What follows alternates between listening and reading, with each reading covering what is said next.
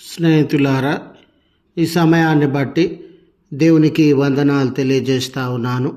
ప్రేమపూర్వకముగా మిమ్మల్ని అందరినీ వాక్య ధ్యానంలోనికి ఆహ్వానిస్తూ ఉన్నాను. సువర్ణము వలె కనబడుటకు అనే ఆలోచనను మీతో కూడా పంచుకోవడానికి ఇష్టపడుతూ ఉన్నాను కనుక దేవుని యొక్క వాక్యమును మీరు ముగింపు వరకు ఆలకించాలని మీ కుటుంబ సభ్యులతోనూ తోటి విశ్వాసులతోనూ ఈ వీడియో షేర్ చేసుకోనండి. మీ ప్రార్థన మనవులను తెలియజేయండి. నమ్మకంగా మీ కొరకు ప్రార్థిస్తాము.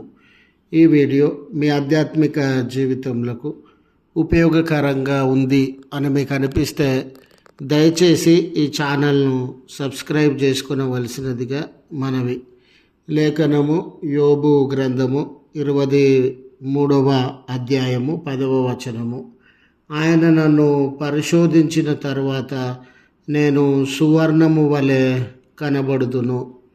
స్నేహితులారా, జీవితము కష్టాల పాలైనప్పుడు, సమస్యలతో నింపబడినప్పుడు, ఎటు చూచిన ఎన్నో ఇబ్బందులు, కొరతలు, కోల్పోతూ ఉన్న పరిస్థితులు, బలహీనతలు, నిందలు, అవమానములు, రోజు రోజుకు దిగజారుతూ ఉన్న పరిస్థితులు, బలహీనతలు, ఇవన్నీ మన జీవితాలలో, కుటుంబములలో సంభవించినప్పుడు మనము ఎంతగానో కృంగిపోయేటటువంటి వారంగా, కన్నీటిని, ఒంటరితనాన్ని, వేదనను అనుభవించేటటువంటి వారంగా, అయ్యో ఎందుకు ఇన్ని కష్టాలు నాకు, ఎందుకు ఇన్ని శ్రమలు నాకు, నాలో ఏ తప్పిదము ఉండింది అనే విశ్వాస జీవితంలో బలహీనులమయ్యేలా పరిస్థితులు ఉంటవి. ఆ రీతిగా మనము ఆలోచించేటటువంటి వారంగా ఉంటాం. విశ్వాస జీవితమైనా కూడా, ఈ భౌతిక సంబంధమైనటువంటి జీవితమైనా కూడా ఏ సవాలు ఉండకూడదు, ఏ సమస్య ఉండకూడదు, ఏ రకమైన ఆటుపోట్లు, నిందలు, అవమానములు మన జీవితంలో కలగకూడదు. ఆ రీతిగా జీవిస్తేనే దేవుడు మనల్ని ప్రేమించినట్టు, దేవుడు మన పట్ల శ్రద్ధ కలిగినట్టు అని మనము భావించేటటువంటి వారంగా ఉంటాం. యోబు జీవితాన్ని గమనించినప్పుడు స్నేహితులారా, వారి విశ్వాసము, భక్తి, మంచితనము ఉన్నతమైనటువంటివిగా ఉండినవి. నీతి న్యాయములను అనుసరించి జీవించినటువంటి వాడుగా ఉండినాడు. అలాంటి యోబు జీవితంలో కుటుంబ విషయంలో కానివ్వండి, సంతానం విషయంలో కానివ్వండి, ఆరోగ్య విషయంలో కానివ్వండి, సామాజిక ఆర్థిక విషయాలలో కానివ్వండి, తీవ్రమైనటువంటి నష్ట కష్టములను ఎదుర్కొనవలసి వచ్చినటువంటి సందర్భం. అందరూ దూరమై, అన్నీ దూరమైనటువంటి వేళ తన చుట్టూ మిగిలి ఉన్న స్నేహితులు, భార్య తనలో నేరముందని, పాపముందని నిందలను తన మీద మోపుచూ ఉన్నటువంటి పరిస్థితుల మధ్య మరి అతడు ఆధ్యాత్మికంగా కృంగిపోకుండా, దేవుడు తన పట్ల ఏదో అన్యాయము జరిగించినాడని పలకకుండా, తన శ్రమల విషయంలో, తను కోల్పోయిన సమస్త విషయంలో, తను పొందుతూ ఉన్న ఈ బాధలు, బంధకములు, ఒంటరితనము, శరీరపరమైన బలహీనతల విషయంలో ఈ గొప్ప ఆలోచనను మనకు తెలియజేసేటటువంటి వాడుగా ఉండినాడు. ఏ బంగారమైనను, వెండైనను, ఇలాంటి వస్తువులు ఏవైనాను అవి కాల్చబడినటువంటి తర్వాతనే, పుటము అంటే అగ్నిలో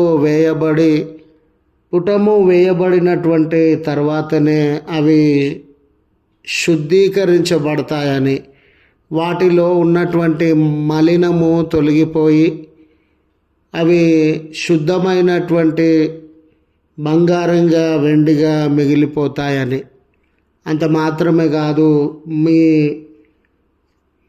బంగారము వెండి లాంటివి మట్టిలో దొరికేటటువంటివండి. వాటిలో ఎన్నో రకములైనటువంటి అపరిశుద్ధమైనటువంటి పరిస్థితులు ఉండగా అవి కాల్చబడినప్పుడే వాటి నుండి ఈ పనికిరానటువంటి పదార్థాలన్నీ వెడలిపోయి అదొక శుద్ధమైనటువంటి బంగారంగా వెండిగా మిగిలిపోతుంది. అంత మాత్రమే కాదు, అది నాణ్యమైన ఆభరణంగా మారిపోవాలి అంటే అది ఖచ్చితంగా పుటము వేయబడి దహింపబడి కాల్చబడినప్పుడే ఆభరణంగా మారిపోతూ ఉంది. ఇక్కడ నా జీవితంలో ఈరోజు శ్రమలు ఉండవచ్చు, నా జీవితంలో భరింపరాని పరిస్థితులు ఉండవచ్చు. అయితే దీని వెనక దేవుడు గొప్ప ఉద్దేశాన్ని, గొప్ప ఆలోచనను కలిగి ఉన్నటువంటి దేవుడని. ఈ రీతిగా నాకు సంభవించే శోధనల వెనుక, కన్నీళ్ళ వెనుక, పరీక్షల వెనుక దేవుడు ఒక ఉన్నతమైనటువంటి ఉద్దేశాన్ని కలిగి ఉన్నటువంటి దేవుడని. వీటిని నేను ఎదుర్కొన్నటువంటి సందర్భంలో నేను ఒక విలువైన ఆభరణంగా, విలువైన బంగారంగా దేవుడు నన్ను మారుస్తాడనే తన విశ్వాసాన్ని వ్యక్తపరుస్తూ ఉన్నాడు. కనుక మన జీవితాలలో కూడా ఏదో సమస్యలు, కొరతలు సంభవించినటువంటి వేళ కృంగిపోకుండా ఈ పరీక్షలు అనేవి, శోధనలు అనేవి, సమస్యలు అనేవి మనలను ఒక విలువైన, నాణ్యమైన సువర్ణంలాగా లేక గొప్ప విశ్వాసీ క్రైస్తవుడులాగా మలిచే సాధనాలు అని గుర్తెరగాలని మనవి చేస్తూ ఈ మాటలను ముగిస్తా ఉన్నాను. ప్రార్థించుదము. కృపగల తండ్రి, మహోన్నతుడా, మీ పరిశుద్ధ నామమునకు వందనాలయ. మమ్మను ప్రేమించు దేవుడవు, ఆదరించేటటువంటి దేవుడవు. మా జీవితంలో సమస్యలు, శోధనలు, పరీక్షలు ఎదురైనటువంటి వేళ మేము దేవుడు మమ్మల్ని విసర్జించినాడా అనే భయానికి, దుఃఖానికి లోనయ్యేటటువంటి వారంగా ఉన్నావు. మమ్మల్ని విసర్జించడం కాదు కానీ ఇలాంటి సమస్య బంధకముల విషయంలో మీరు ఒక గొప్ప ఉద్దేశాన్ని మా ఎడల కలిగినటువంటి దేవుడవని. అయ్యా, వీటన్నిటి పిదప ఒక నాణ్యమైనటువంటి విశ్వాసులముగా, సువర్ణము లాంటి క్రైస్తవులంగా మలచబడతామని మీ కృతజ్ఞతలు చెల్లిస్తూ ఉన్నాం. గనుక ఏ కుమారుడు, ఏ కుమార్తె ఆపదలను, కన్నీళ్లను అనుభవిస్తూ ఉన్నారో మీరు వారిని దర్శించండి అయ్యా. మీ ఉన్నతమైనటువంటి దీవెన వారి జీవితాలలో అనుగ్రహించండి అయ్యా. వారు కలిగి ఉన్న సమస్యలను, బంధకములను దూరపరచండి అయ్యా. ఈ దినపు దీవెనలను కుమ్మరించమని ప్రార్థన సహాయం అడుగుచూ ఉన్న బిడ్డలందరి జీవితాలలో మేలు దయచేయమని క్రీస్తు పేరట వేడుకొనుచూ ఉన్నాము తండ్రి. ఆమెన్.